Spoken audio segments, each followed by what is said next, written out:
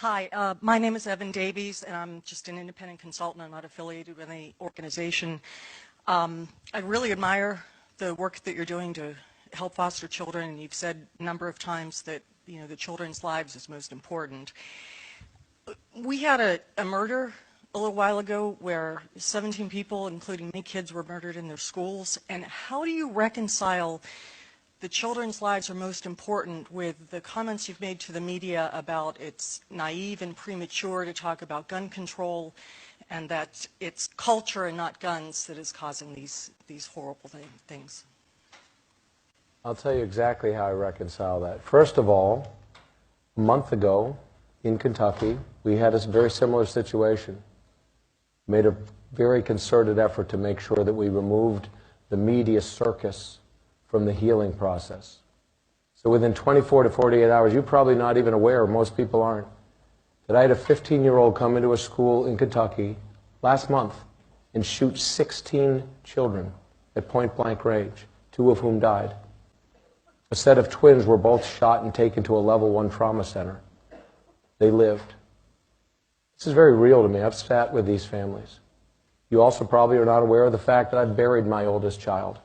Died under different circumstances, but went to school and didn't come home. She was 17 years old. I know exactly, not exactly, it's not possible to know exactly what another person's going through, but I know exactly what it feels like to bury your oldest child.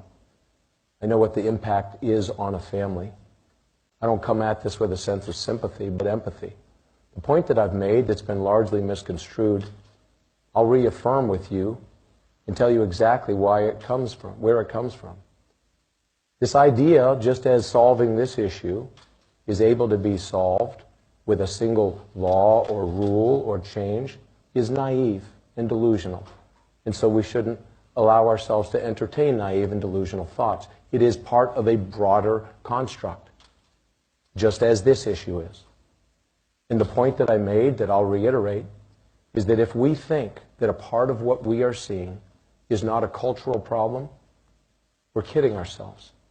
And the point that I've made is this. What has shifted in the last 10, 20, 30, 40, 50 years? It's not the percentage of guns that we find in homes. And you can give me a statistic that there's now more guns. Fair enough, I'll submit that that may be true. I'm not going to argue with you. But the reality is there's fewer homes that have guns in them than there were 50 years ago when children didn't walk into schools and shoot themselves and shoot each other.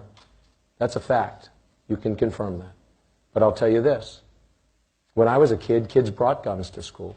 Kids brought guns on the school bus. Kids brought guns to school in their own vehicles. Kids didn't shoot each other with them. So some things have not changed. What has changed? We as a culture, as a society, and it's very germane to this topic as well, we don't value human life like we did. We remove increasingly respect for the dignity of other people. You look at how rampant pornography is, the degradation and disrespect for women and for human life in general. It is so systemic. People of our age have not been exposed like our children have been. There's not a child in America that hasn't been exposed to pornography, I guarantee you, if they're above the age of 12. That's a fact. It is so systemic, it's horrific. And it desensitizes us at every turn.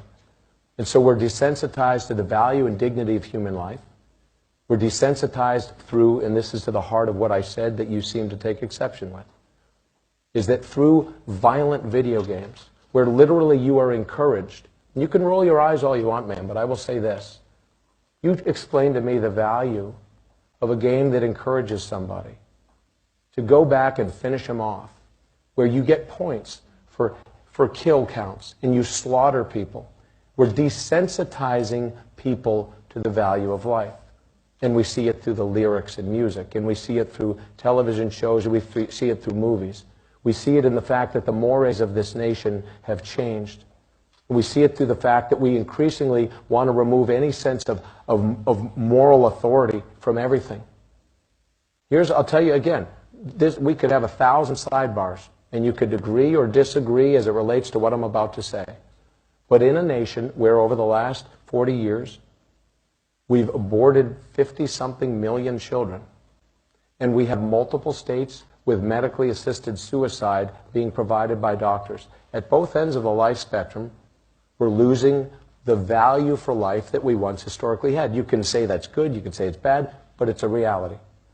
You couple that with the fact that all these other things are changing, that we're removing any sense of authority. It used to be that you had different levels of authority starting in the home itself. Only a third of children in a recent Pew study say that they have no interaction, for all intents and purposes, with their own parents. When their parents live in the home, they say their parents have no clue what they're even learning in school.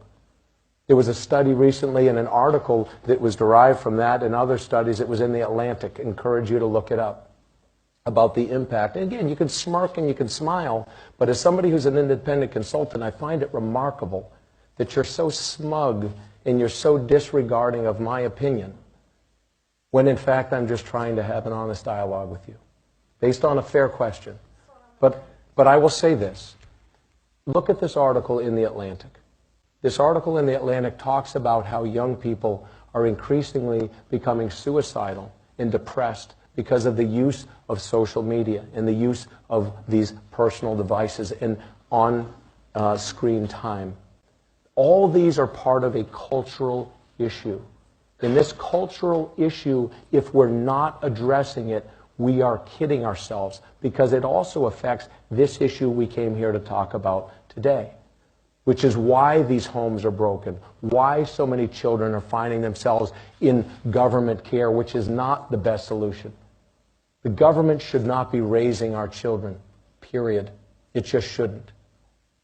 The fact of the matter is, we need people in the position like I am. And I had this same conversation less than an hour ago with the President of the United States. And I said to him, he should, I should. This whole room was full of cabinet secretaries and governors of other states. Those of us that are in a position of influence and the ability to say something, shame on us if we don't step up and call people to a higher authority. And there will always be those, including many in the media, whoever the messenger is, they're going to find the imperfection in that messenger. So if the messenger says we should do X, Y, Z as it relates to this issue or adoption and foster care, people will say, well, who is this person? They're an imperfect person. Well, so is every one of us. There's not a perfect person in America, but that doesn't mean we don't strive for perfection. There's not a perfectly morally upright person in America. That doesn't mean we don't espouse and aspire to reach for moral higher authority and expect more and demand more of our children. Shame on us if we don't sound the alarm. You want to take any kind of morality and change the mores of a nation, remove any sense of higher responsibility, try to pin it on any one thing and assume the government and a piece of regulation and a rule is the solution, and then we're shocked when these things happen. We're kidding ourselves.